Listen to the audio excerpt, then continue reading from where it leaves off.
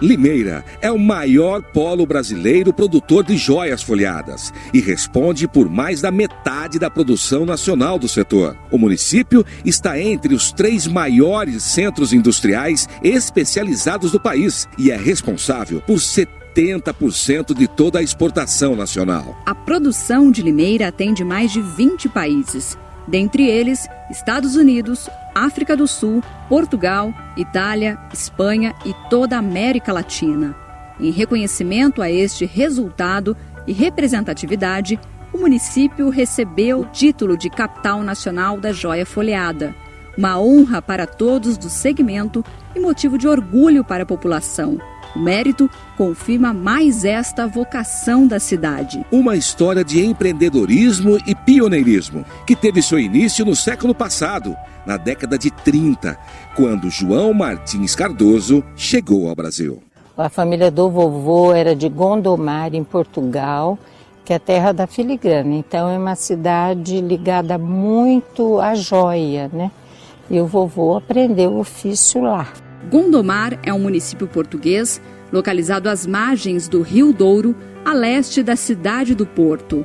Tem uma população aproximada de 30 mil habitantes e faz parte de um distrito, junto das cidades de Rio Tinto e São Cosme. A ourivesaria é a principal atividade de Gondomar, conhecida como a capital da ourivesaria. Quando veio de Portugal para o Brasil, João Martins Cardoso se instalou na cidade de São Carlos, onde não ficou por muito tempo. No final dos anos 30, veio para Limeira e instalou os seus negócios aqui, nessa região, na rua Barão de Cascalho, onde a partir daqui iniciou a sua história com a ourivesaria em nossa cidade. Ele tinha uma oficina de joias, ele fabricava muita aliança, mas era uma oficina. Eles tinham muito negócio aqui, eles vendiam aliança aqui. E essa proximidade com Limeira fez com que o filho de João Martins, chamado Eduardo Urbano Cardoso, conhecesse a limeirense Irma Lencioni, com quem se casou. Inicialmente o casal morou em São Carlos, mas por pouco tempo. A mamãe foi morar em São Carlos. Em 39 ele veio para Limeira, trouxe o pai. Com ele veio o Silvio Cavazin, que já aprendia ofício lá em São Carlos, era um menino ainda. Eles vieram numa caminhonete de São Carlos para Limeira e trouxeram para cá a vocação para a ourivesaria. O motivo da vinda seria o nascimento da primeira filha, da dona Irma, que aqui em Limeira teria mais apoio da mãe, então vieram para cá. Aqui foi montado logo no começo uma oficina de joia. Quem comandava tudo era o João Martins e o Eduardo era a parte comercial principalmente, né? Ele plantou uma semente que ela continua até hoje, né? E começou a fazer peças, desenhava muito, junto com o Eduardo, que foi o filho, né? Iniciou a fase de ferramentaria, sem ser artesanal. Porque até então era tudo feito manualmente. Lá no fundo do prédio Busto tinha a joalheria na frente, e no fundo, então, começou a parte de industrialização com ferramental. Eles vieram para Limeira e montaram uma joalheria. E nessa joalheria eles tinham uma oficininha. Continuavam fazendo aliança e algumas peças, porque o papai gostava muito. Ele era um bom desenhista. Então ele desenhava e fabricava. Em 6 de janeiro de 1941, João Martins Cardoso faleceu vítima de doença cardíaca. Os negócios da família passaram a ser administrados por Eduardo Cardoso, que, paralelamente ao trabalho artesanal da joalheria, decidiu criar uma indústria para a produção em série. E junto dele, talento, experiência e conhecimento que ao longo do tempo transformou toda a história da cidade e despertou uma nova vocação para Limeira. E aí ele começou a produzir manualmente mesmo. Basta dizer para você que tinha maçarico que às vezes era soprado com a boca para o fogo soldada. Foi bem o princípio duro mesmo dele. Ele começou já a fabricar bem lentamente, manualmente, né? Mas ele queria ampliar, porque no interior do estado de São Paulo não tinha fabricante de joia, né? Então aí ele foi procurando mecanizar. Depois então ele convidou eu, fui trabalhar lá onde nós desenvolvemos toda a mecanização de produção, que podia ser automática, sim. Os negócios caminhavam muito bem e a empresa reuniu um grupo de excelentes profissionais formados ali mesmo.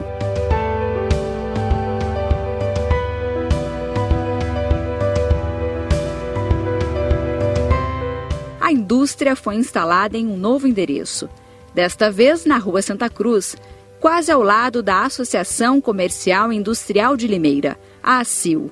Os resultados continuavam evoluindo. Houve a necessidade da aquisição de mais equipamentos e mão de obra.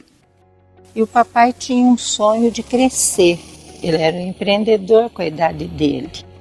Então ele montou uma indústria de joias. Ele queria, na realidade, fazer joia em série, com um maquinário, porque era tudo artesanal.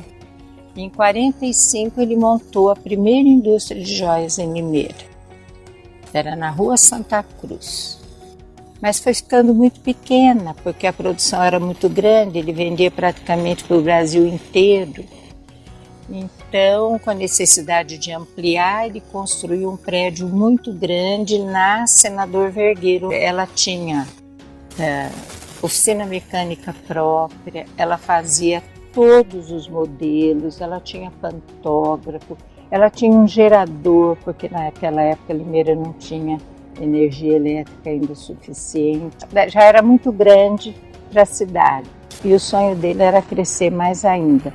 Mas infelizmente, com a saúde debilitada, ele veio a falecer. Mas a indústria era conhecida no Brasil todo. Eles tinham escritório em São Paulo e escritório no Rio de Janeiro. A fabricação era grande. Quando ele faleceu, a indústria tinha, acho que quase 100 funcionários. Praticamente todos que saíram daqui de Limeira aprenderam com ele. Quase que todos. E o papai era muito querido pelos funcionários e ele gostava de ensinar. Ele gostava muito de ensinar. Papai era um artista do ouro. Ele gravava muito bem, ele cravava muito bem. E ele tinha os funcionários que ele ensinou. E eles aprenderam muito bem. Eu fui para lá porque precisaria mecanizar mais, né? Então ele convidou eu para ir para lá. Eu tinha bastante conhecimento na cidade, profissional, né? E fui para lá, então, em 19 de julho de 48. A indústria Cardoso funcionou na Rua Santa Cruz por 8 anos. Silvio Cavazin ajudava na administração. Eduardo Urbano Cardoso se dedicava mais na criação de joias para a linha de produção. O Silvio por muitos anos ficou junto, até que o Silvio também teve vontade de crescer, de se desligar. Continuou como o Ourives, montou a loja dele. O papai deu toda a força, porque era como pessoa da família. E ele era amado pelos funcionários. Ele era padrinho de casamento de quase todas que saíam de lá. É unânime entre os que trabalharam na indústria Cardoso a definição de que a empresa era uma grande família e foi uma escola profissional. Foi o que contribuiu muito para que Limeira crescesse, porque de lá muitos industriais saíram e continuaram com o processo de contratação, de escola mesmo, de ensinar, e a coisa foi se ampliando, né? Então, acho que o fator mais importante foi esse ponto de partida. Eu ia de manhã na escola e depois do almoço eu ia aprender a fazer joia com o Eduardo Cardoso. Eu comecei a fazer brinco de bola, umas ferramentas que os irmãos Castione fizeram para o Cardoso. Era tudo no martelo, certo? Era cortado, laminado a chapa, naquele tempo não tinha nem micrômetro. Eu tinha que calcular mais ou menos na mão. Tem muita gente que grava com maquininha, né? Era na mão. E tinha um cabinho redondo para segurar, aquela ponta de aço, e a gente amolava numa pedra lisa para deixar sempre com cor. E ali eu escrevia um manuscrito perfeito, tinha que ser perfeito para a pessoa que lê de normal. Inclusive eu gravei muita aliança E fui aprendendo ali. Tinha diversas maneiras, tinha prensa, conforme o tipo da joia que ia fazer. Porque tinha um mecânico que trabalhava lá e ele era especialista em fazer as ferramentas. Fica evidente que o bom relacionamento na empresa foi mais um dos motivos para o sucesso desse segmento. Eu, quando conversei com ele, ele gastava 2 quilos de ouro mil por mês. Só se fazia ouro 18, não se falava ouro baixo, não se falava nada. Quando, mais ou menos, quase 2 anos depois, eu mecanizei que já estava gastando 4 quilos por mês. Está entendendo? Então, ele desenvolveu bastante a produção. Era bem em frente à Emboava ali. Aí ele fez aquele prédio para cima da Senador Vergueiro, 925. Ali, depois de um ano e pouco que ele tinha feito o prédio, ele faleceu. Eduardo Cardoso faleceu em 21 de junho de 1951, aos 43 anos de idade, vítima de um derrame. Um jornal de São Paulo publicou a nota da morte dele, elogiando muito o trabalho dele. Um jornal de São Paulo, dos ourives de lá. Fala bem dele, do espírito dele, de criar, de desenvolver, de crescer, né? E ele tinha isso, ele repartia. Encontrei o Ernesto Lencioni, que vinha a ser irmão da esposa do Cardoso, irmão da dona Irma. Eu vi o Ernesto Lencioni ali. Olha só, Ernesto, o que está esse pessoal aí? Nem queira saber, rapaz. O Eduardo acabou de morrer agora na madrugada. Morreu, seu Eduardo? Eu lembro que na hora fiquei tão comovido. Papai morreu, mamãe tinha 36 anos. Ela nunca tinha trabalhado fora de casa. Só cuidou da gente. A mamãe deixou de tudo para poder cuidar da empresa. E sem experiência, sem conhecer nada. A esposa de Eduardo, Irma Lencioni Cardoso, com apoio dos empregados, assumiu os negócios da família. Depois que Cardoso morreu, nós continuamos tocando a firma. E esses modelos eram feitos pela dona Irma, enquanto desenhava e coisa e tal. Né? Dona Lina, filha de Eduardo Urbano Cardoso, guarda até hoje documentos referentes à indústria, como, por exemplo, o livro de registros dos empregados.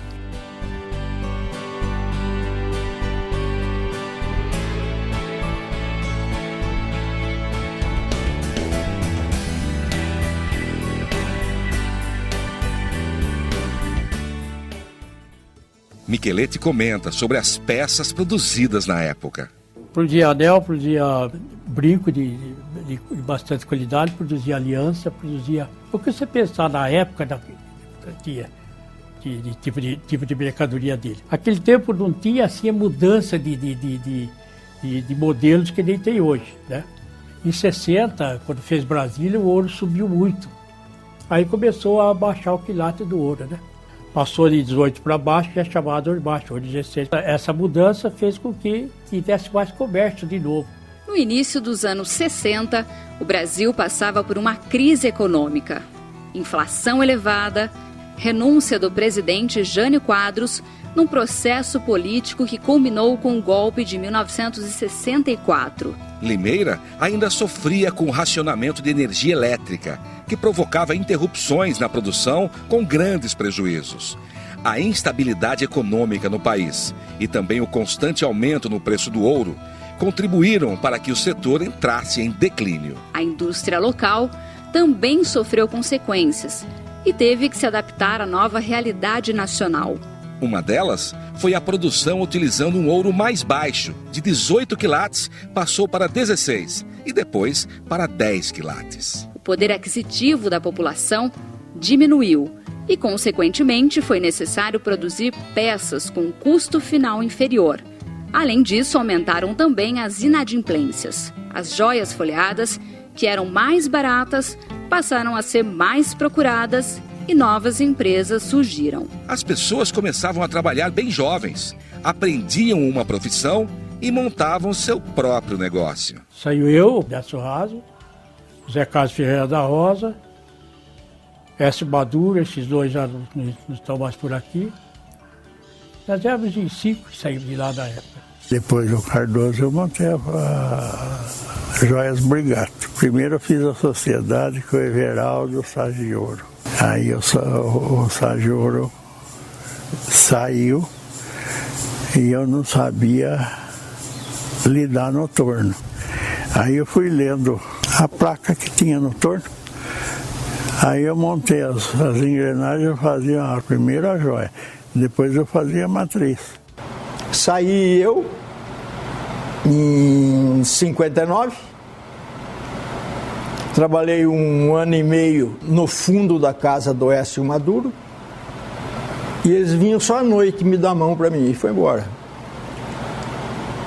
Dia 6 de janeiro de 1961, a gente mudou na casa nova que passou a chamar União Joias. Que era ali na Rua Humaitá. Na Rua Humaitá. Ficamos um bom tempo ali com a União Joias.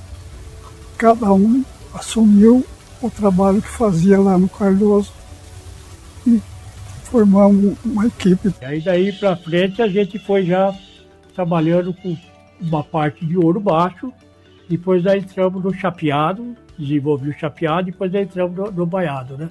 Até 1987. Na época o preço do ouro era muito caro, resolvemos fazer folhado.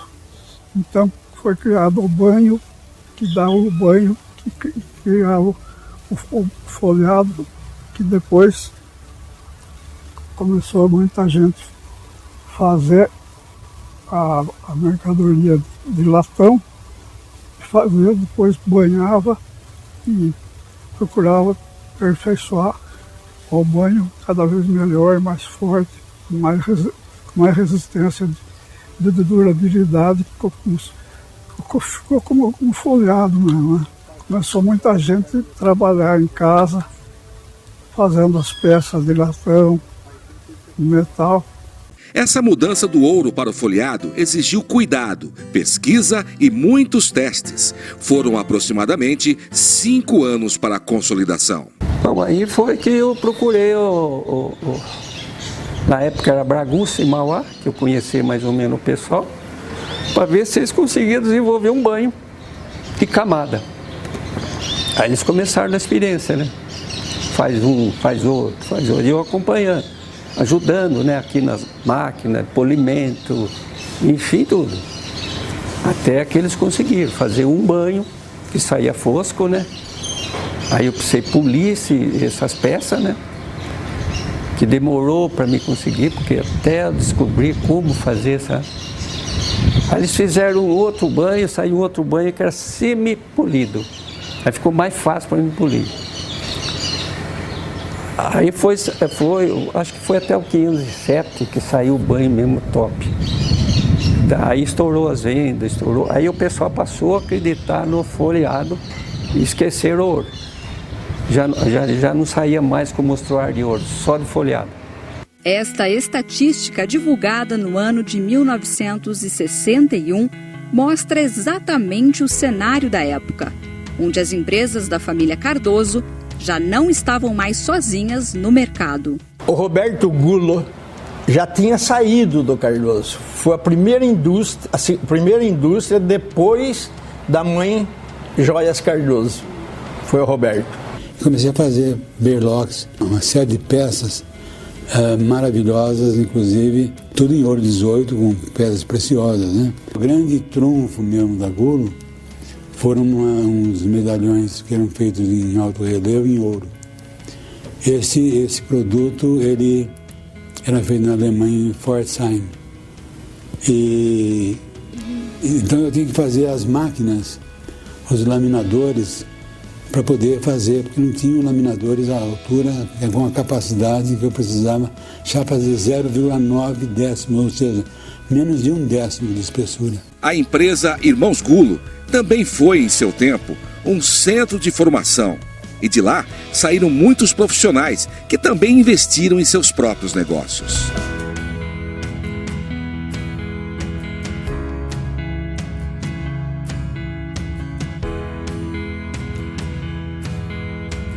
O Quintal trabalhou comigo, o Nino Deganta, Deganta até hoje trabalha comigo. José Mercury, que deu entrevista aos Parreira, esse aspecto era muito respeitado por eu saber ensinar e por eu saber também orientar a forma de trabalho. Lá se aprendia a ser ourives, né? Ali era uma escola, você pegava, ele dava o ouro, a mistura, né? O ouro mil, o cobre, prata, aí você fundia, tinha que laminar, puxar fio, fazer tudo. Então você entregava um anel, você entregava pronto para ele, polido já. Só faltava cravar se tinha pedra, né?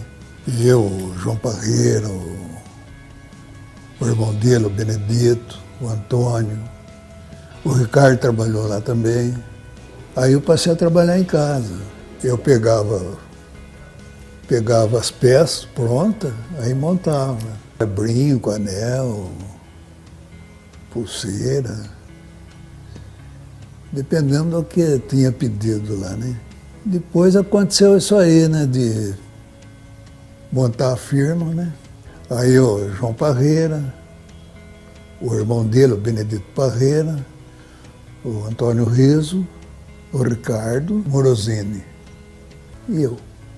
Eu tinha uma oficininha, eu, Antônio. O João já tinha. Aí convidamos o Ricardo, o João convidou o irmão, formamos sociedade, a Parreira Joia. Começou na casa do João, tinha lá um cômodo lá, sobrando, começou lá. Aí como estava evoluindo, resolvemos ampliar lá. Aí ficou pequeno.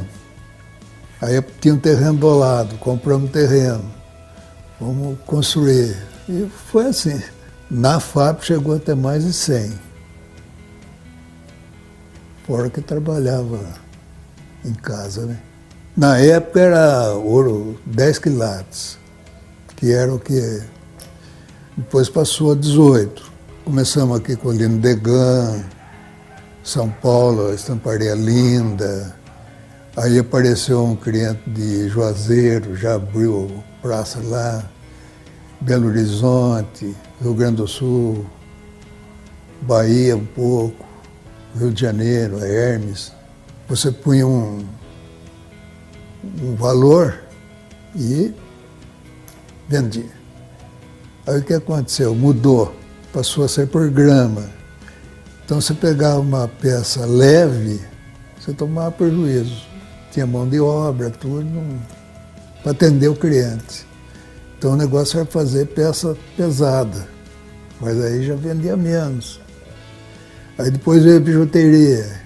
Iniciava-se efetivamente neste período a consolidação da transição do trabalho artesanal para a produção em série. Destacamos aqui o surgimento da Malisa, Manufatura Limeirense de Joias S.A., que pelo alto grau de aperfeiçoamento tecnológico de suas peças, conseguiu grande resultado na venda de várias linhas de joias de prata folheadas a ouro. Os irmãos Degan me procurou. Eles queriam montar uma fábrica, porque o Gulo não conseguia fornecer o que eles vendiam. Aí eles me procuraram, falaram, para nem montar uma fábrica, eu tenho que tirar o Zé Mercúrio do Gulo, porque é só ele que sabe. Eu, Lino Degan, Modesto Degan, Otávio Rocha e Gino Mercúrio, que era o meu irmão. 5. Nós fundamos a Malisa. Fabricar a mesma linha dos irmãos Gulo e vender na mesma área, né? Apaixonado por tecnologia e voraz por novos conhecimentos, José Mercúrio foi um desbravador. Na época em que o trabalho com ouro se tornou inviável, ele pesquisava outras possibilidades. Eu fiz um processo de rebarbar a peça e dar um acabamento igual do ouro. Porque o ouro, a peça de ouro é polida na escova. Então a peça polida, uma peça sem rebarba, sem nada. E eu consegui dar um acabamento, entendeu? Dentro desses tambor que eu bolei tudo. Esses chips, os chips que rebarba hoje, que Limeira já fabrica, fui eu que desenvolvi junto com o pessoal lá em São Paulo, sabe? E fui desenvolvendo chip aqui, vou até dar um polimento que eu queria, rebarba.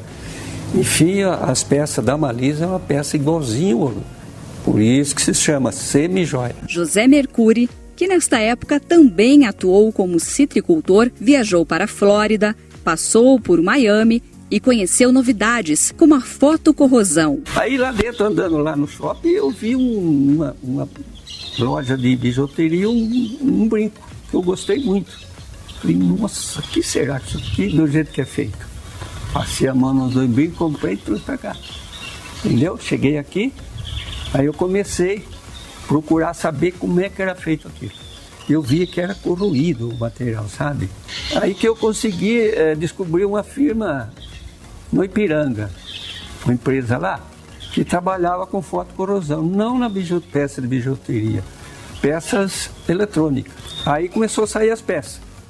Aí comecei a montar brinco, os pingentes.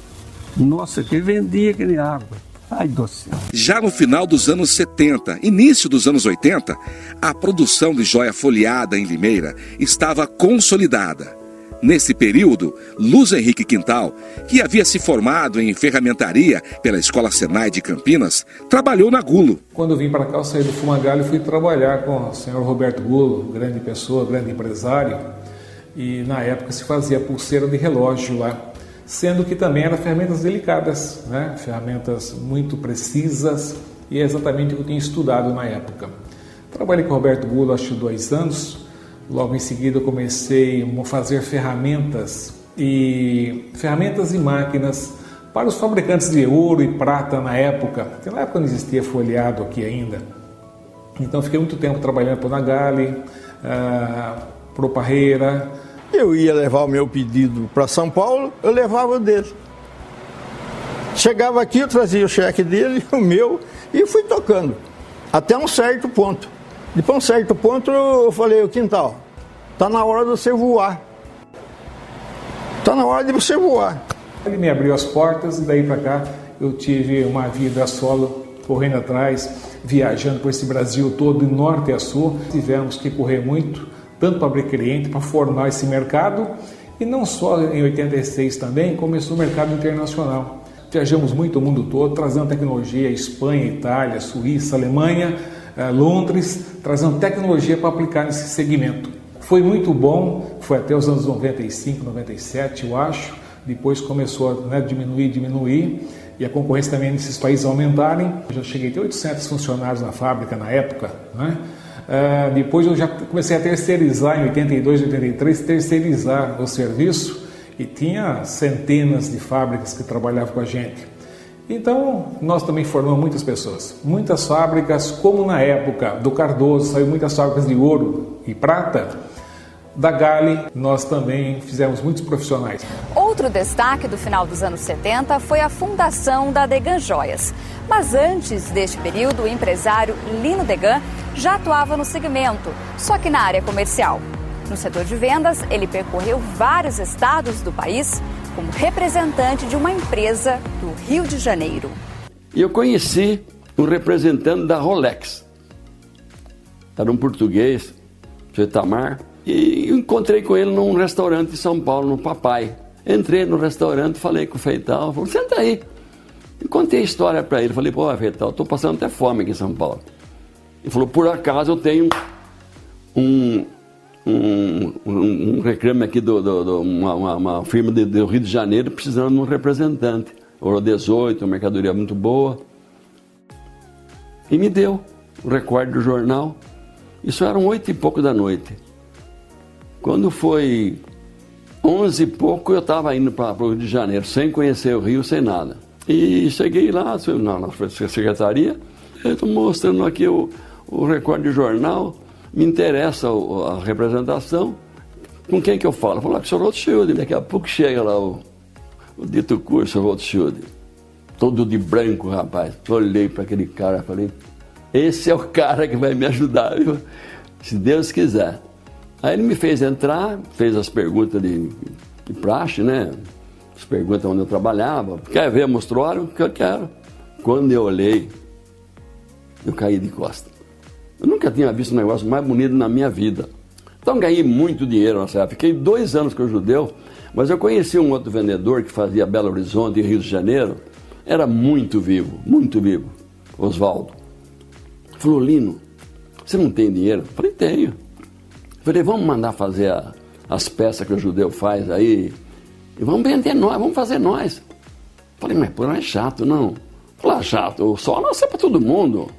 E começamos a compramos 2, 3 quilos de ouro e começamos a dar para aqueles ourives lá no Rio de Janeiro, no Rio. E começamos a fazer as peças e deu certo. Aí, 55, 56, eu parei e comecei a comprar aqui do Gulo, do Cardoso. Do Cardoso passei a comprar do Gulo. E comecei a comprar do Gulo, a mercadoria do Gulo vendia muito. E comecei a comprava quase que a produção dele. Eu vendia em Belo Horizonte, eu vendia metade da produção em Belo Horizonte. E por aqui vendia o resto. Um dia começou a faltar mercadoria para mim. Então eu vou abrir uma indústria. Então, eu nunca gostei de indústria, eu sempre gostei de mandar fazer e vender. Eu sempre fui comerciante, industrial, nunca. Eu fiz aquilo porque eu precisava mesmo, né? Ele não tinha mercadoria para mim, eu vou fabricar. E continuei no ramo até mais ou menos 80. Depois que eu parei com a Malisa, que eu fiquei sozinho, que eu montei a minha empresa, que era a Degan, que está na Senator Vergueiro, que existe até hoje o prédio lá, meu filho que está lá. Aí depois de 80 e pouco, eu passei para meus filhos. Além dos ex-funcionários da Cardoso que continuaram no ramo, fundando suas próprias indústrias, outros também seguiram no segmento, porém como lojistas, se apoiando na experiência e na base adquirida na indústria de Eduardo Urbano Cardoso. Então eu e a minha irmã estamos daqui com a ótica hoje, que é um segmento também da relojaria. Por quê? Porque meu pai trabalhou com meu avô, que trabalhou nas indústrias Cardoso. Ele gravava, ele aprendeu com meu avô também a parte de joalheria. Essa parte é bem joalheria mesmo, alianças, sabia vender alianças. Depois de 1956, na década de 50, que ele começou a se interessar pela parte de ótica. Mas nós só estamos aqui porque o meu avô, quando veio de Guariba, com a crise que houve depois da Primeira Guerra, né, aquela depressão, ele perdeu tudo e ele teve emprego com uma outra pessoa e depois na Cardoso Joias. O meu avô faleceu quando eu tinha 20 anos, em 1980, e meu pai em 1998. Nos traz uma gratidão muito grande, porque, puxa, esse é o nosso instrumento de trabalho, é a nossa realização. Eu acho que é muito importante, porque foi aí que tudo começou, né? Foi lá que tudo começou. Foi com esse emprego aqui em Limeira que tudo começou. E que ele teve forças para abrir alguma coisa, que nós estamos aqui por esse motivo, somente por esse motivo hoje. Em 1989, a revista Brasil Relojoeiro e Joalheiro, a mais respeitada do gênero no Brasil, publicava que Limeira era a nova capital brasileira da joia.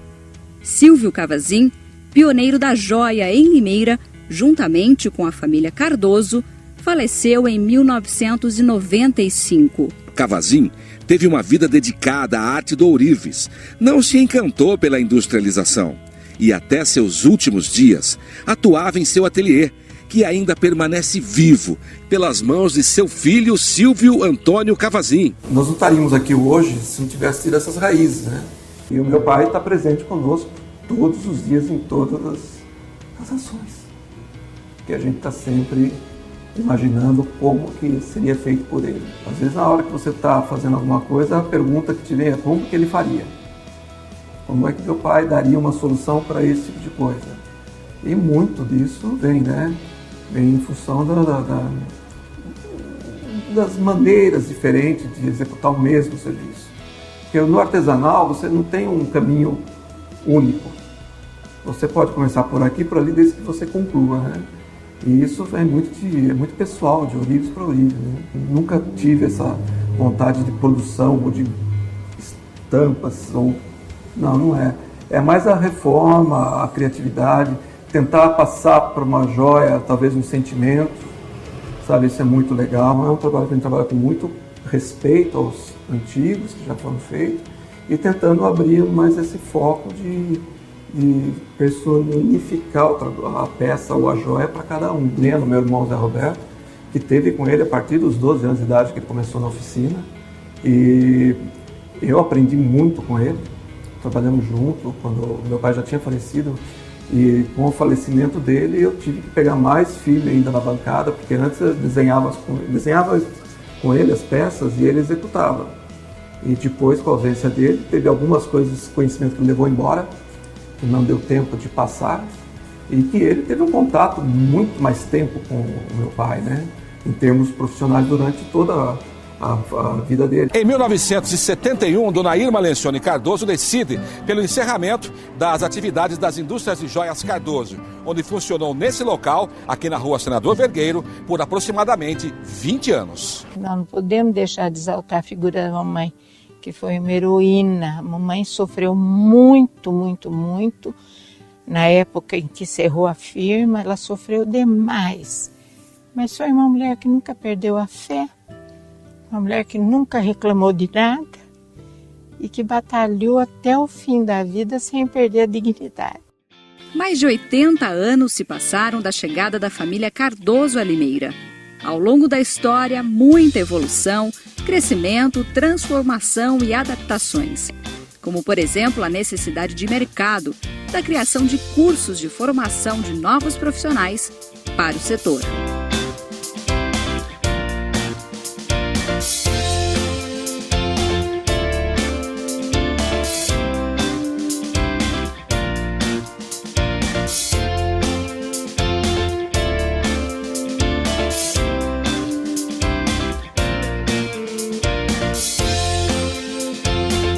Aqui em Limeira nós passamos a atender também o segmento industrial da joia folhada. E se organizou para atender a formação profissional de jovens e adultos para esse segmento, com foco aonde? Melhorar a qualidade, reduzir custo e buscar ampliar a capacidade produtiva das indústrias. No nosso caso aqui nós atendemos o operador de processos de joia folhada, nós temos programas voltados para a área de galvânica, tratamento de superfície, fundição, informática, de uma forma que a gente consiga mapear todo o processo de produção. Então hoje a escola tem programas voltados para todas as áreas do segmento industrial da joia folhada aqui na nossa capital. O polo industrial de joia folhada instalado em Limeira, ele é o segundo maior do mundo em volume, em peso, em tonelagem de produtos. Isso fez com que, para chegar a esse ponto, nós atingimos uma marca de 45 mil pessoas dependendo desse segmento ou vivendo desse segmento, de forma direta ou indireta. Então, esse impacto na economia fez com que o Senai, então, implantasse esses programas para que pudéssemos melhorar essa mão de obra e fortalecer o segmento. O foco é sempre fortalecer o segmento industrial para melhorar o produto e ampliar o seu universo de venda. A cidade atualmente possui todas as etapas da cadeia produtiva e mais de 500 empresas do setor, que empregam aproximadamente 20 mil pessoas e produzem cerca de 50 toneladas de peças por mês. No comércio limeirense, existe aproximadamente 700 lojas do ramo. Na verdade, antigamente, nós dependíamos muito da capacidade artística e manual desses profissionais, né? Eles construíam a joia e era uma produção artesanal, era uma produção única, né? Que nos emociona porque a grande parte dessas empresas eram empresas familiares, entendeu? Manteve, porque boa parte de nós somos descendentes de italianos, dos europeus, e tem esse vínculo muito forte com a família. Nada disso, desde lá do início até hoje, foi fácil. Então, é com essa persistência e perseverança que a nossa cidade vai continuar sendo uma referência nesse segmento. Trabalhando com meu avô aos 14 anos, hoje eu tenho 40, e nós fazíamos 40 modelos por ano e vendíamos milhares de peças. Hoje nós fazemos 40 modelos por mês e vendemos centenas de peças. Então existe a forma da comercialização, hoje Instagram, e-commerce, blogueiras, são formas completamente diferentes de se negociar. E isso está exigindo demais do empresário, né? Acho que o seu Eduardo Urbano Cardoso nunca imaginava o Instagram da vida, né?